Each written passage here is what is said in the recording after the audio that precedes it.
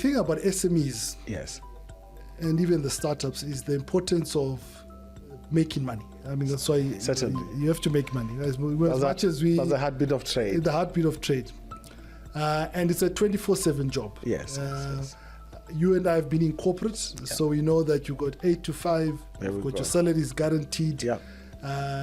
But more importantly, for you to develop and hone your skills, training Yes. is absolutely critical. Very critical. Training not just from a soft skills perspective, Yeah. but even from a hard skills perspective. Definitely.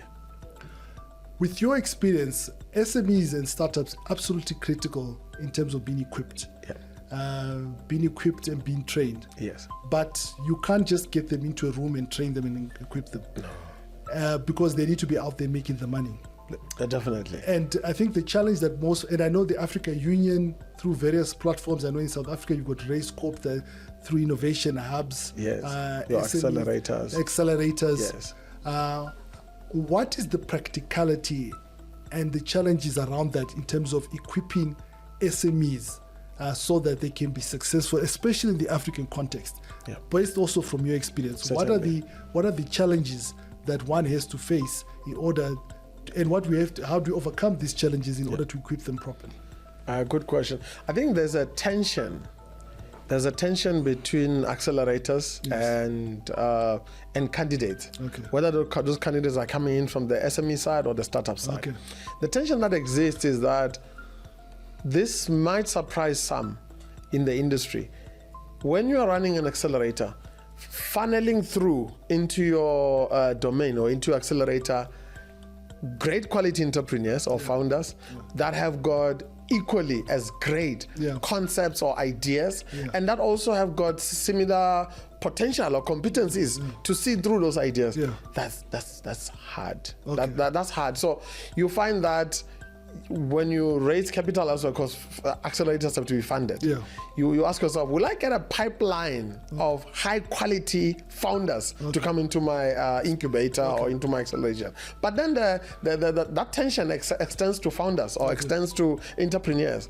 There's sometimes a bit of a distrust between founders and accelerators because you get various models.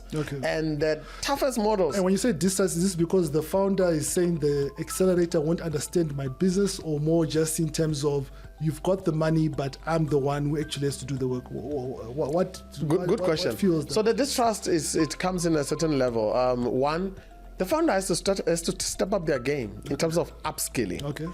But then upskilling, whether it's done by an accelerator or it's done by a mentor or it's done in an academic sense, upskilling requires trust between the two parties, where you have to know that even when they're asking me to sacrifice my Monday and be there and deliver the KPIs, it's going to yield fruit somehow. So that distrust is very important that both parties get to iron out that. Then of course there's various accelerator models that have emerged that kind of like try to do a cut and paste, where they try to use what worked in the US to try and use it in Africa. You've touched on it. In Africa, you've got month end in front of you. You've got to make sure that your business stays open. So if you're going to be asked to use 60% of your time to be within an upskilling setting rather than running a business, that's where there's uneven ground. And of course, the other distrust element or the other issue of contention, or contentious issue is your accelerator model, is it attached to a check that may be released either prior or during or post the acceleration? We've talked about, we've mentioned before the youth demographic. Yes. And for me, two things are important. We have agreed for Africa is industrialization. Absolutely. I always say that, you've been a recent father, and congratulations to that. Thank you kindly. Life begins at birth. Yes. It doesn't begin as an adult. Quite true.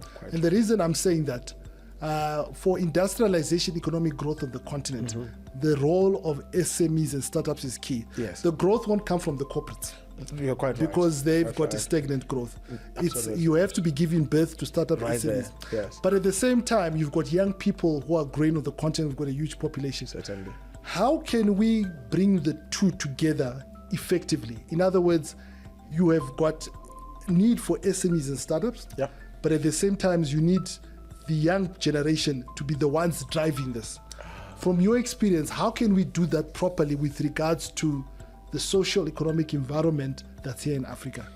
The key word that comes to mind is reimagine. We need to reimagine our SME landscape. We need to reimagine the SME DNA. We need to reimagine the startup space, because sadly some startups that were really pushing some high numbers are beginning to fail. So we need to reimagine that as well. We also need to reimagine our corporate. And reimagining our corporate is not just an African dialogue, it's a global dialogue at this stage, because capitalism as it is, we as a society across the globe, we are heading back to the drawing boards. And we are thinking, shouldn't we have capitalism with heart? I know that in the academic corridors they give it a whole lot of names like your ESG and everything, but we're trying to restore heart to this machinery that makes up capitalism. So a soul.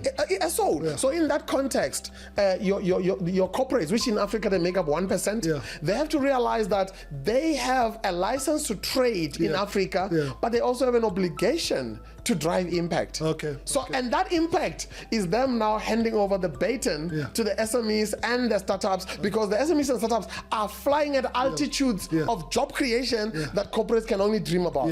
If anything, corporates are de-escalating and scaling back. So that's one. The second part, you mentioned the demographic, you mentioned birth, you mentioned youth population. Africa is at a point where there's a global context of having five generations in the workplace today. It's never happened since the birth of history. We have 5 generations. So that's a bit of a challenge, because if you notice, even our politics are reflecting that. If you notice politically, there is a certain generation that is in the political office. And that generation, because there's political power with it, there's resources, there's economic drivers. When they sneeze, the economy can either go south or go north. So that's one. The one pillar is controlled by one generation, which is more on the senior citizen side. But then you have the youth this side. So remember the distrust between accelerators and startups? Sometimes the distrust exists here as well. The boomers, which are running Africa's parliaments, Africa's power hubs, economically and politically, sometimes even in a boardroom. They have the resources. They own the policy. They drive the policy. They inform the policy. They decide who gets funded. That pillar now has the extreme, your Gen Z, your millennials. I think it's time that we give up our nonsense as multiple generations. We have to stop this thing of distrusting each other. We need to do a COVID all over again. We need to realize we need each other and stop this distrust of, they are leading Africa with one foot in the grave, and now they're doing that thing in Kenya, and now Kenya and this and that and this. They're doing all these things. I think yes, we have inherited an aging population that is leading us politically, and even though I won't go into politics, but politics is joined to business. And then the youth, rather than blame this, blame that, we need to find a way to make it work with our elders, because they're our best bet. Approaching the table with humility, they are our best bet. So we need to really do away with this nonsense of distrusting each other, tensions existing. How can we work together? Because we are 5 generations through how many cultures, how many languages? Now 54 countries, complexity is huge. Both across these 5 generations, we need to find some humility and go like, bro, we are stuck in an elevator. How are we gonna make it work before the lift man comes and unstuck us in here?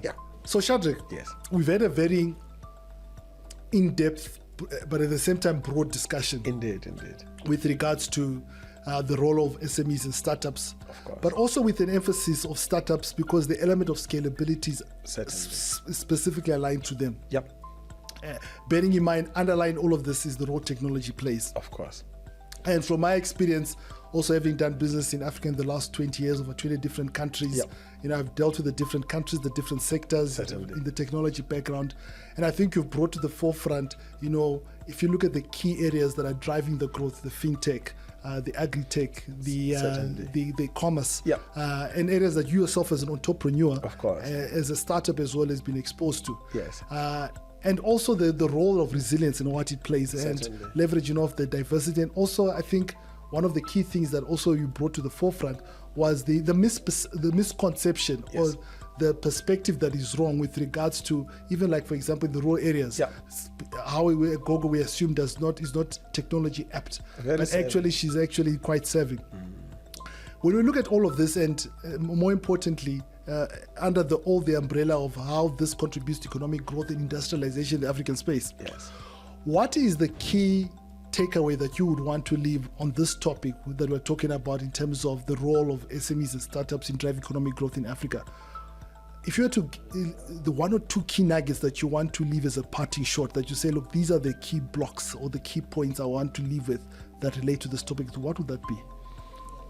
Thank you kindly. Once again, thanks for your hospitality. You know, when you look at the 60s, where Africa's liberation was now unfolding, the energies and the focal points was how Africa is going to be liberated economically. Fast forward to 2024, now there's talks, there's narrative about economic freedom, economic liberation. And what that has to do with SMEs and startups is that we are going to inform the key drivers of what Africa's next growth chapter looks like by admitting, not denying, admitting the problems we have and the opportunities that are born out of those problems. And also to the SME side of the family, of the entrepreneurship family, I'm inviting them, I'm nudging them to say, isn't it time to step up and come to terms with, you know how there's this saying, has passport, must travel. You are in business, must scale. So sometimes it's something that our SME side of the family tends to shy away from. And startup side, yes, we are getting the VC dollars. Yes, we are raising capital. Yes, we are moving at neck break speed, but must have humility. Let's not in our growth forget that we do need SMEs. We do need government. We do need the elders. So instead of them and us, whether startups versus SMEs or startups versus government is not doing this, is not doing that. I think Africa has reached that point, that intersection where with humility we need to realize we need each other and we need scale. It's either scale or we're going to be left on the back footing and we ourselves will exclude ourselves from the economic dinner table in terms of how Africa rises. The value must be retained here and shared abroad. Shadrach, CEO and founder of eFarmer, thank you very much. Thank you kindly. And thank you for coming to my session. Thank you kindly.